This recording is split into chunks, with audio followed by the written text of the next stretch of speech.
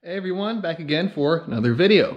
This one will not be focused around the Supra, but it will be focused rather around the SRT-4 behind me here, and we'll go over some of the other upcoming projects that will be on video. The Supra will be on the back burner for a little bit.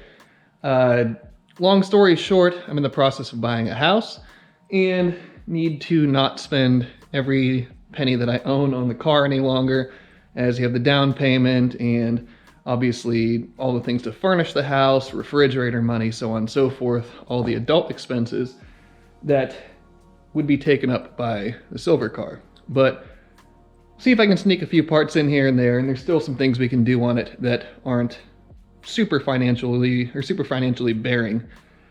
But I digress. So we'll start off this video with an overview of this pretty rowdy SRT-4 here. This is a local customer and a good buddy of mine that he is putting together this new SRT-4 drag car. So it was another customer of mine that he purchased it from and swapped a bunch of parts over to, yada yada, you get the point. So right now, I'm not sure if it's a 2.4 liter or if it's a stroker or what have you, but we see a nice AMM Fab intake manifold set up on here, set up for dual injectors. Yeah, you can see the width of the tape there on the injector bosses. It has one of my 321 stainless T4 twin scroll top mounts on it, and there is a Precision 6870 sitting on the top of the manifold. So what I am doing to it is building hood exit exhaust components, and these will be unterminated for the time being, as obviously there's not a hood on it. So I'll just have to run the tubes up high enough where the hood can be cut and the tubes can be trimmed once that is all said and done.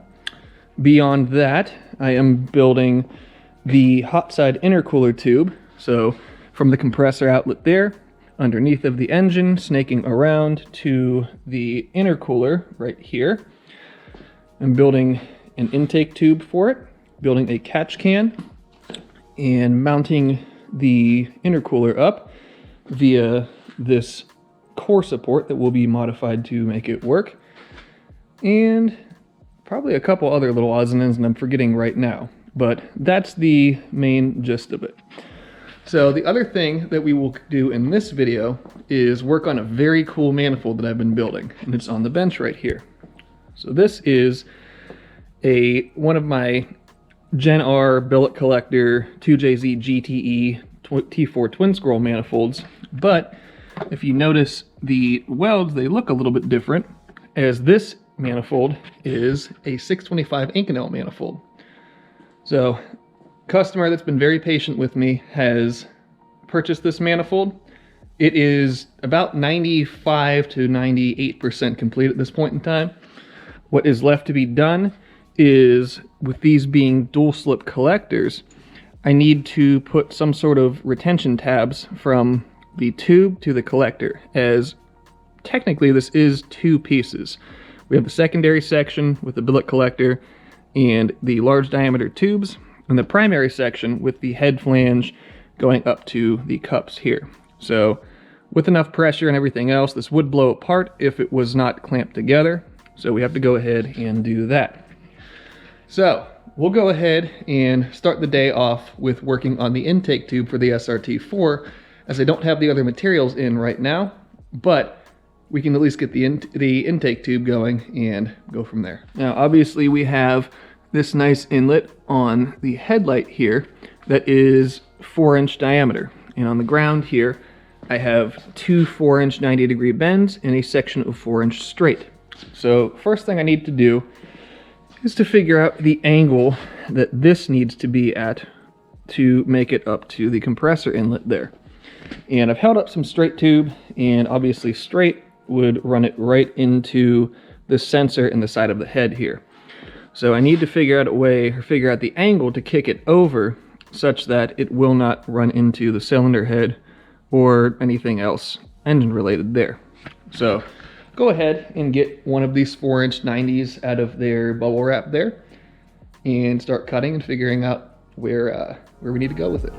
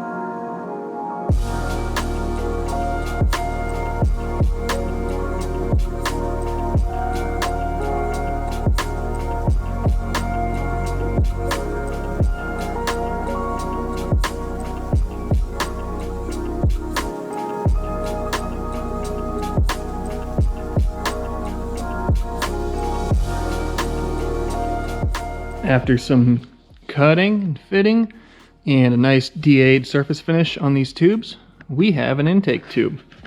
So I tried to make it as simple as I possibly could, as straight of a route as possible, so that way any air coming in here isn't obstructed by a ton of pie cuts or bends that are unnecessary or what have you. So we have just one bend, a straight, and another bend. So I know it may look really simple, but there's a saying that one of the other welding and fabrication companies uses, and that is simplicity is complex. And in instances like this, it is very true, as we have to figure out what this angle is, what this angle is, what the appropriate amount of stick out from the coupler and from the nose of the compressor inlet is, what the appropriate stick out here is, what the appropriate straight section is, if there's any little cheater grinds that need to be put on any of these joints there. So it's a multifaceted thing, and it does take a bit of experience to figure it out. But once you do, there's something really big to be said about making parts simple yet effective. So I'll quit rambling, and now we can pull this tube off, take it over to the bench, and get to welding it together.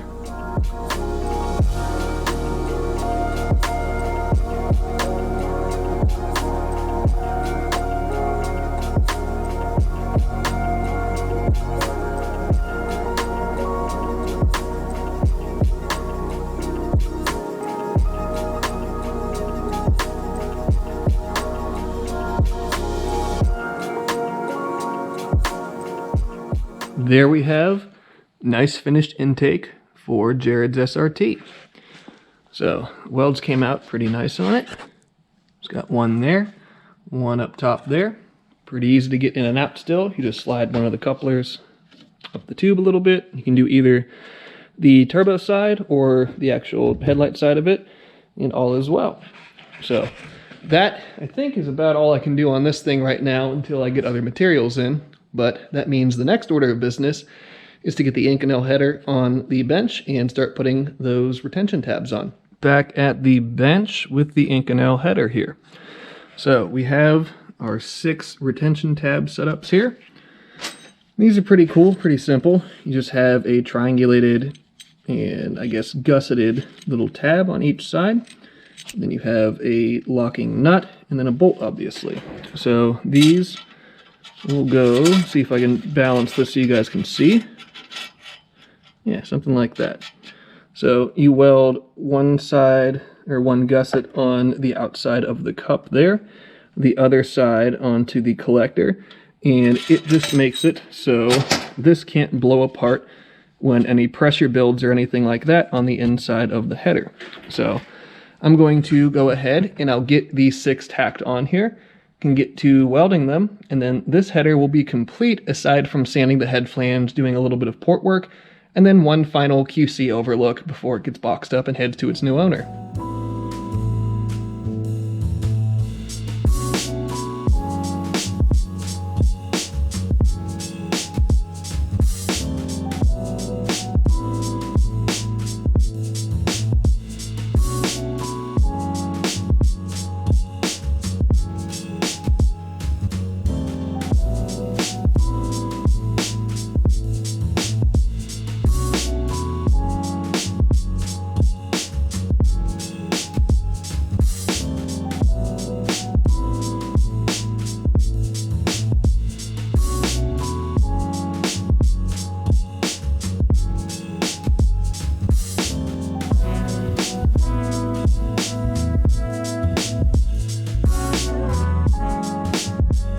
And after all of the head flange sanding, getting the retention tabs and bolts on, and most of the final cleanup work, the Inconel header is ready to be boxed and shipped.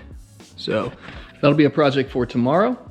And I think we're just about done with this video. I know it's kind of been all over the place, but without much to do on the silver car, I still wanted to make some content for you guys. So hopefully this wasn't too boring. And if you guys like it and you want to see more like this in the future, drop a comment below and let me know. So again, got our nice intake tube wrapped up on the SRT. and I'll be documenting the rest of this once the remaining materials arrive. So that'll be pretty sweet.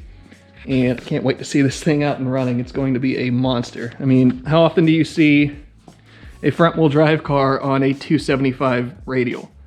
I know I haven't seen it very often, so that's pretty cool. And two other projects that will be coming up on the channel shortly. We have this Del Sol here. This is a good buddy of mine. It's his wife's car, and it is getting, as I'm sure you can tell with the nice KLM cooling module up front, it's getting a turbo kit. And this should be a precision 5858 setup that goes around air conditioning and all that happy stuff.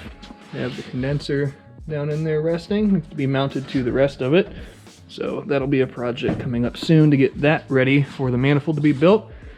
And then I'm sure you have seen it in the background of these videos, but we have my SC300.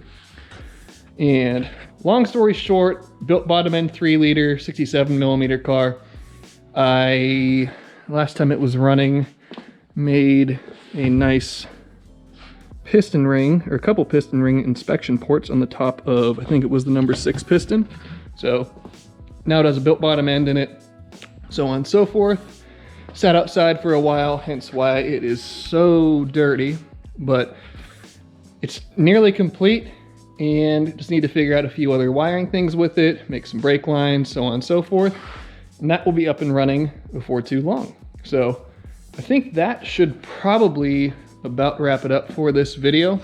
And like I said, we'll get into more of this SRT content in the next few days. But for now, be sure to subscribe, leave a like, leave a comment, and see you next time.